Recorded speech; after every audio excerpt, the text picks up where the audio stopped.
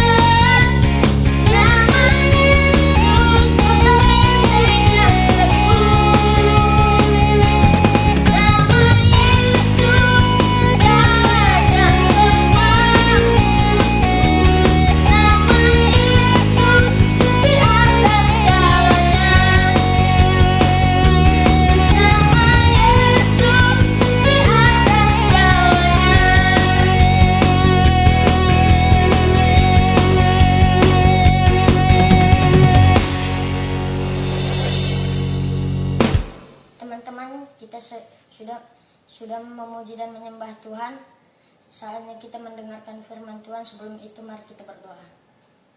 Tuhan Yesus, kami berdoa Tuhan, kami sudah menyembah Engkau dan memuliakan nama-Mu Tuhan. Tuhan, kami ingin mendengar firman-Mu Tuhan, berkati guru-guru kami Tuhan yang ingin menyampaikan firman-Mu Tuhan, di dalam nama Tuhan Yesus. Haleluya, amin. Selamat menikmati firman Tuhan. Tuhan Yesus memberkati. Shalom, puji Tuhan, ada di sekolah minggu. Sekarang kita mau mendengar cerita firman Tuhan berjudul Stefanus dibunuh, yang terdapat di dalam Kisah Para Rasul pasal yang ke-7 ayat 54 sampai 60. Adik-adik sekolah minggu, sebelum dengar firman Tuhan, semuanya duduk manis, ambil Alkitabnya, dan dengar perhatikan firman Tuhan. Adik-adik, Stefanus adalah pelayan Allah yang setia. Dia dipilih oleh para rasul-rasul pada zaman jemaat mula-mula. Dia terpilih untuk melayani orang-orang miskin, orang-orang susah, janda-janda. Dia dipilih oleh rasul-rasul di zaman Kisah Para Rasul. Adik-adik tahu, Om Stefanus ini sangat baik. Yang kedua, udah dia baik, dia dipenuhi Roh Kudus, dan dia juga selalu berkata yang benar. Dia tidak suka bohong. Nah, adik-adik akan bertanya, judulnya kan Stefanus dibunuh. Kenapa Om Stefanus bisa dibunuh? Nah, ternyata adik-adik, Om Stefanus itu selalu menceritakan hal-hal yang benar. Dia mengadakan mujizat-mujizat yang besar. Dia mengadakan mujizat yang besar, menyembuhkan orang yang lumpuh, membuat sesuatu hal yang luar biasa. Sehingga pemimpin-pemimpin agama Yahudi marah. Mereka marah sekali sama Stefanus. Bahkan dia menceritakan segala kebohongan yang diajarkan oleh pemimpin-pemimpin agama Yahudi. Karena mereka merasa sangat jengkel adik-adik, mereka jengkel melihat pengajaran Stefanus, bahkan orang-orang sangat tertarik sehingga banyak orang mengikut dia. Pemimpin-pemimpin Yahudi ini bersepakat untuk membawa dia ke mahkamah agama. Adik-adik sekolah minggu coba perhatikan. Biasanya orang kalau dibawa ke pengadilan itu, kalau orang bersalah, orang tidak akan dibawa ke pengadilan kalau benar. Om Stefanus ini benar, tetapi dibawa ke mahkamah agama oleh pemimpin-pemimpin agama Yahudi. Adik-adik coba lihat, kok orang yang benar dibawa ke mahkamah agama? Ternyata pemimpin-pemimpin agama Yahudi itu mereka membuat saksi-saksi palsu. Mereka katakan bahwa Om Stefanus sudah mengajarkan kebohongan, sudah menceritakan hal-hal yang bohong kepada umat orang Yahudi tentang rumah Allah, tentang kedatangan Tuhan, sehingga mereka mengajukan saksi-saksi palsu. Adik-adik sekolah minggu perhatikan. Akhirnya Om Stefanus dibawa ke mahkamah agama. Pada saat Om Stefanus di hadapan mahkamah agama tanya, Stefanus, apa benar semua tuduhan-tuduhan orang ini kepadamu?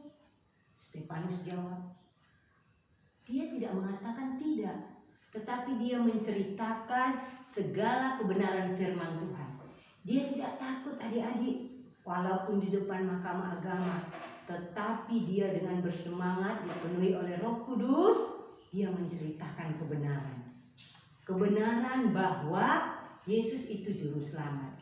Kebenaran bahwa orang-orang Yahudi sudah membunuh Yesus yang adalah anak Allah. Jadi Stefanus menceritakan bahwa pemimpin-pemimpin agama Yahudi selama ini sudah menceritakan hal-hal kebohongan, bukan kebenaran. Sehingga pemimpin-pemimpin agama Yahudi ini merasa marah. Mereka menggertakkan giginya. Stefanus! Mereka ingin membunuh, mencabik-cabik Stefanus. Karena marahnya mereka langsung menyeret Stefanus, membawa sampai keluar kota, menanggalkan jubahnya, lalu mereka mulai melempari dia. Mereka melempari Stefanus sampai Stefanus mati. Tapi adik-adik, sekolah minggu yang terkasih, pada saat Stefanus dilempar oleh orang-orang Yahudi yang jahat, yang telah menceritakan kesaksian palsu itu, Stefanus tidak marah. Dia tidak sakit hati, malah dia mengampuni. Mari kita baca firman Tuhan apa yang dikatakan Stefanus pada saat dia mau mati. Pada saat dia dilempari, dia berlutut, dan pada saat itu juga dia menengadah ke atas. Dia katakan kepada Tuhan, "Ya Tuhan Yesus, terimalah rohku." Sambil berlutut ia berseru dengan suara nyaring, "Tuhan, janganlah tangguhkan dosa ini kepada mereka." Dan dengan perkataan itu meninggallah Stefanus. Akhirnya Om Stefanus meninggal, adik-adik. Sedih sekali karena Om Stefanus yang jujur tidak diterima oleh pemuka-pemuka agama Yahudi. Adik-adik sekolah minggu, dari cerita kebenaran firman Tuhan ini kita mendapat dua pelajaran penting, dua karakter penting, yaitu Stefanus yang selalu berkata jujur, dan yang kedua juga orang Yahudi yang selalu berkata bohong. Terkadang dunia tidak senang dengan hal-hal kebenaran, karena kebenaran itu hanya ada di dalam firman Tuhan, karena kebenaran itu hanya ada di dalam Yesus.